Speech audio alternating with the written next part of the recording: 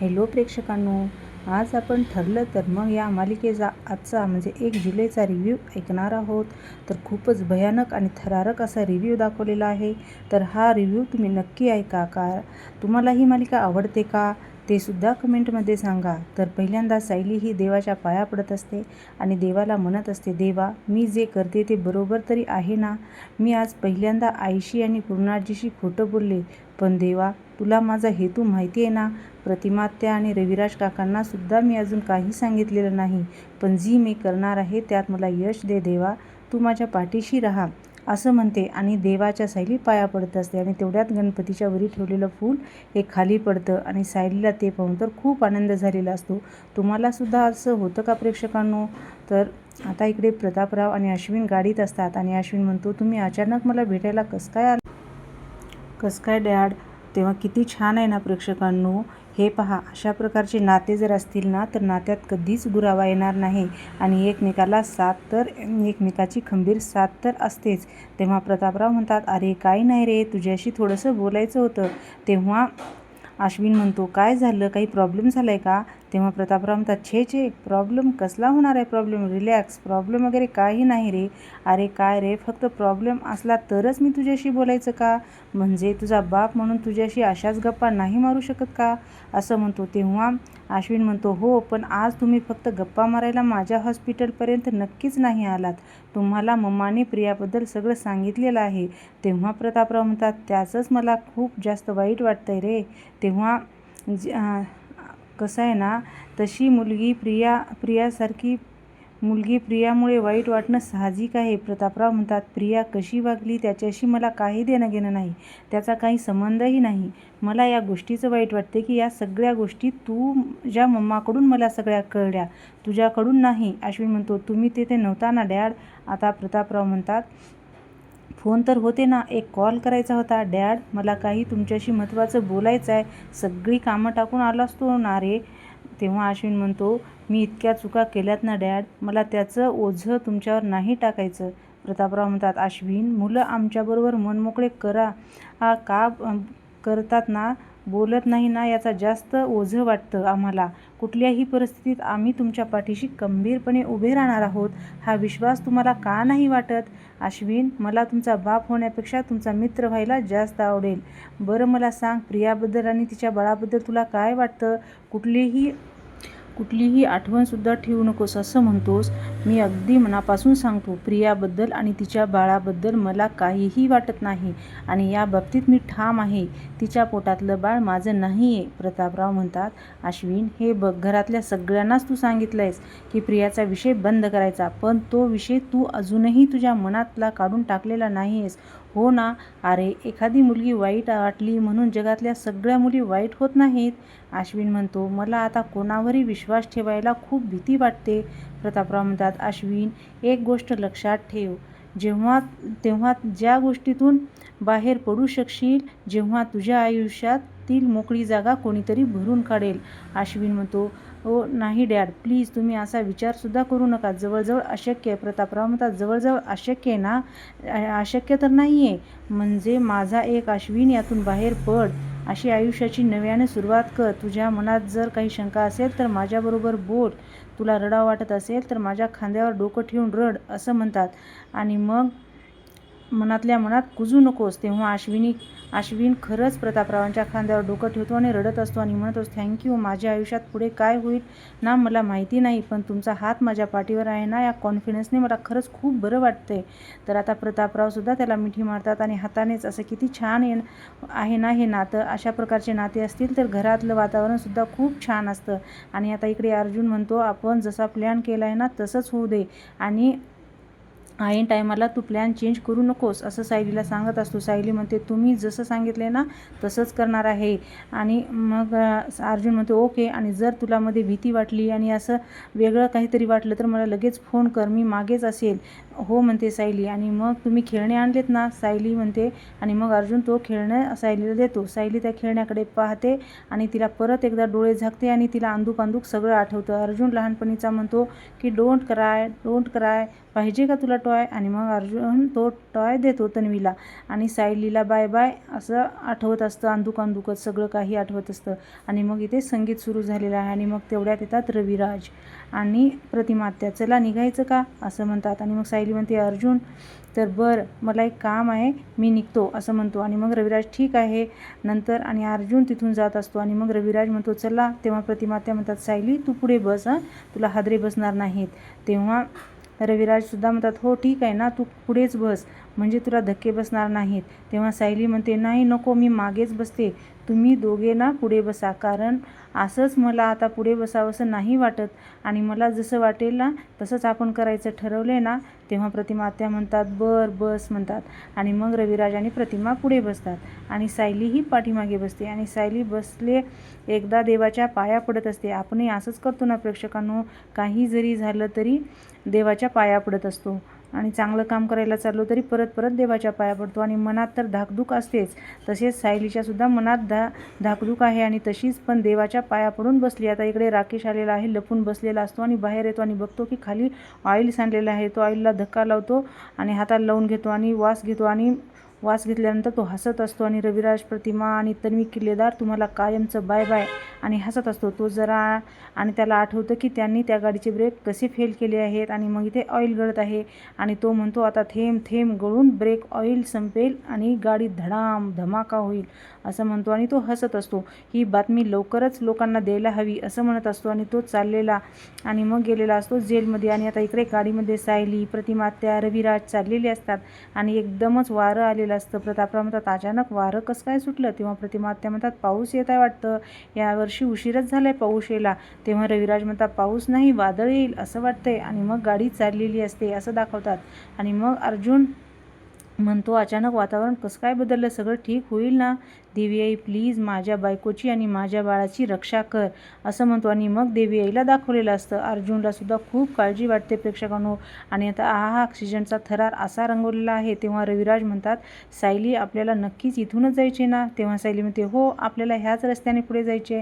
तेव्हा प्रतिमात्या म्हणतात नेमकं आता तुरी जायचं कुठं आहे हे सांगावंसं वाटते का सायली? तेव्हा म्हणते रविराज म्हणतात सायली आपल्याला न सांगता घेऊन जाते, याचा अर्थ नक्कीच ते आपल्याला कुठल्या तरी मंदिरात घेऊन जाणार आहे.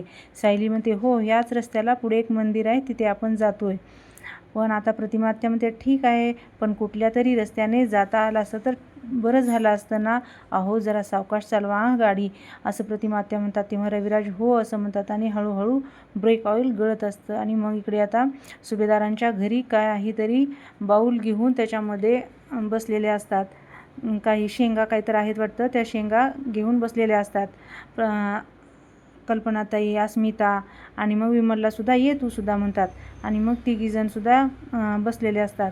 आणि अचानक वारं सुटतं. मग अस्मिता म्हणते हे अचानक वारं कसं काय सुटलं असं म्हणतात. आणि मग त्या दोघी एकमेकाकडे बघून त्यांना थोडीशी घाबरल्यासारखं वाटतं, पण जास्त काही नाही. मग आता इकडे रविराज आणि प्रतिमात्या आणि सायली गाडीत असतात. आणि सायलीला असं अंदूक ते परत परत आठवत असतं. सायली एकदम डोळे झाकते आणि मग आता ती डोळे उघडते आणि मग तिला अंदूक असं परत एकदा आठवतं की ती गाडी, टॉय, ते खेळणे आणि छोटी तन्वी आणि संगीत इतकं असतं की सायलीला लहानपणीचं थोडं अंदूक असं आठवत असतं. आणि ती डोळे झाकते आणि मग डोक्याला हात लावते कारण तिला चक्कर येत असते हळूहळू. आणि पाठीमागं अर्जुनची गाडीसुद्धा आहे. हा ऑक्सिजनचा थरार खूप रंगवला आहे. आणि आता फायनली सायलीला आठवलं आहे, ती टॉय सरळ दिसली आहे स्पष्ट अशी. आणि मग आता इकडे मधुभाऊला सुद्धा आठवतं की तन्वी आणि माझ्यात सगळ्या आवडीनिवडी एकसारख्या असणं, सवयी सारख्या असणं हा योगायोग नाही ना मधुभाऊ, असं सायली मधुभाऊला म्हणत असते. हे मधुभाऊला आठवत असतं. रविराज काका आणि प्रतिमात्यांची मुलगी पूर्ण आजीची लाडकी नात, सगळ्यांची लाडकी तन्वी मीच आहे ना मधुभाऊ, असं मधुभाऊ सायली मधुभाऊला विचारत असते. हे मधुभाऊला आठवत असतं. आणि खूप सारं वारंसुद्धा सुटलेलं असतं. आणि आता सायलीला ती टॉय काढते आणि मग ती टॉय दिसत असते तीसुद्धा आठवते. तर दोन्ही टॉय सेम असतात आणि मग त्याच पाठीमागे वळून जसं लहानपणी त्यांनी पाठीमागं वळून पाहिलं होतं तसंच आता पाठीमागं पाहते. तर ड्रायव्हर काय करतो, तिला इशारे करतो. लहान तन्वीला खतम असं इशारे करतो आणि डोळे दाखवतो, यावर बोटाने इशारे करत असतो आणि मग जाणार, वर जाणार असं म्हणतो. सायलीला अंदुकच दिसत असतं. आता इकडे जेलमधला सीन दाखवलेला आहे. तर नागराज म्हणतो, हे काम करून टाकलेस? तेव्हा राकेश म्हणतो, जे काम तुम्ही 25 वर्षापूर्वी अर्ध होतं ना, ते काम आज पूर्ण होणार आहे. अर्जुन, सायली, प्रतिमा यांचा खेळ खल्लास, असं राकेश म्हणतो. सचिन म्हणतो, अर्जुन आणि सायली मेल्याच्या दुःखातून ते कधीच बाहेर पडणार नाहीत. तेव्हा नागराज म्हणतो, तू सगळा प्लॅन नीट केलायस ना राक्या? राकेश म्हणतो, मी इतकी अचूक काम केले ना, तर आज त्या चौघांना कोणीही वाचवू शकणार नाही. नागराज हसतो आणि म्हणतो, राक्या, काय बावळट होतास रे तू, असं म्हणतो. मला वाटायचं बरं का, तू US आल्यापासून जाम बदललायस, हुशार झालायस, डोकं वापरायला शिकलायस. सचिन म्हणतो, नागराज अंकल, तुमची इतकी जुनी इच्छा तुमचा मुलगा पूर्ण करणार आहे. तेव्हा राकेश म्हणतो, आता थोड्याच वेळात बातमी येईल, कोणीतरी मला फोन करून सांगेल की तुमचा काका गेला आणि हाच तो नागराजसुद्धा. ही बातमी आली की अख्ख्या पनवेलला पेढे वाट बरं का, आणि हे कोणालाही कळता कामा नाही की ते पेढे तुझ्याकडून आहेत. हे सगळं होईल हो, पण त्याआधी मला खोटं रडण्याचं ॲक्टिंग करावं लागेल, असं राकेश म्हणतो. आणि हॅलो रविराज काका, गेला असं म्हणतो आणि रडायची ॲक्टिंग करत असतो आणि हसत पण असतो आणि सगळेच हसतात, तिघं पण. आणि मग आता इकडे सायली आणि रविराजचा सीन दाखवलेला आहे. सायली, रविराज आणि ऑक्सिजनचा थरार दाखवलेला आहे. सायलीला हळूहळू का होईना पण सगळं आठवत आहे प्रेक्षकांनो. रविराज म्हणतात, सायली, तुला फार त्रास तर होत नाही ना? स्पीड जास्त वाटलं तर सांग, मी ठीक आहे काका, असं सायली म्हणते. आणि मग ती ज्या ठिकाणी ॲक्सिडेंट झालेला असतो त्या ठिकाणी सगळ्यांनाच आठवतं की त्या जागेवर कशा प्रकारे ॲक्सिडेंट झाला आणि कार कशी दरीत कोसळली आणि प्रतिमा त्या कशा बाहेर पडल्या, दरवाजा निघून, ते सर्व काही आठवतं. आणि सायलीलासुद्धा सायलीला ऑक्सिजनचा थरार सायलीला आठवतो आणि सायलीला फायनली आठवतं प्रेक्षकांनो, सगळं ठळक आणि स्पष्ट आठवतं. तो वाढदिवस, त्या सगळ्या आठवणी. आता इकडे सुभेदारांच्या घरी पूर्णाजीला लहानपणीच्या तन्वीचा आवाज येतो आणि तन्वी म्हणून पूर्णाजी बाहेर येतात. पूर्णाजी बाहेर येतात. त्यांनी कुठेच तन्वी, तर लहानपणीचा आवाज येतो तन्वीचा, मला वाचव पूर्णाजी, असं म्हणते. आणि मग पूर्णाजी, अजूनही मला का दिसत नाहीस तू? प्रतिमा, प्रताप, रविराज, तन्वीला वाचवा, कुणीतरी वाचवा, संकटात आहे तन्वी. आणि मग अशा प्रकारे पूर्णाजी जोरजोराने ओरडत असतात आणि बाहेर आलेले असतात. आणि मग ते झोपेतून उठतात, कारण त्यांना ते स्वप्न पडलेलं असतं. आणि मग सगळेजण येतात आवाज ऐकून, तन्वीला वाचवा, कुणीतरी तन्वीला वाचवा, कुणीतरी, असं पूर्णाजी म्हणतात. तेव्हा अश्विन, अस्मिता आणि कल्पनाताई म्हणतात, काय झालं पूर्णाजी? पूर्णाजी म्हणतात, तर तन्वीला वाचवा, कुणीतरी, ती संकटात आहे, माझ्यासमोर घेऊन या तिला, असं म्हणतात. आणि मग पूर्णाजी, शांत हो, काही झालेलं नाही पूर्णाजी, तुझा डोळा लागलेला असेल आणि तुला स्वप्न पडले, असं अश्विन म्हणतो. आणि मग त्यांनी तन्वी कुठेही आपणाला माहिती नाही आहे पूर्णाजी, तुला आठवते ना? प्लीज शांत हो पूर्णाजी, अस्मिता म्हणते. आणि मग कल्पनाताई पूर्णाजीला पाणी देतात. आणि कल्पना, काय आहे ना प्रेक्षकांनो, खरं प्रेम असेल ना तर असे संकेत मिळत असतात. तेव्हा पूर्णाजी म्हणतात, काय स्वप्न होतं, किती अभद्र स्वप्न. तेव्हा कल्पनाताई म्हणतात, पूर्णाजी जाऊ द्या ना, विसरा आता. तेव्हा पूर्णाजी म्हणतात, मला कोणीतरी देवीच्या समोर घेऊन चला, त्याशिवाय माझं मन शांत होणार नाही, देवी आईच्या समोर घेऊन चला, असं म्हणतात. आणि परत ते सायलीचा ऑक्सिजनचा थरार रंगवलेला आहे. सायलीला आवाज येतो, तन्वी, असं म्हणलेला. आणि सायली हॅपी बर्थडेचा सीनसुद्धा परत एकदा आठवत असतो. अगदीच ठळक असे स्पष्ट चेहरे दिसतात. आणि लहानपणीचे तन्वीसुद्धा सायलीला दिसते बरं फायनली. आणि आता सायली तर खूप खुश झालेली असते.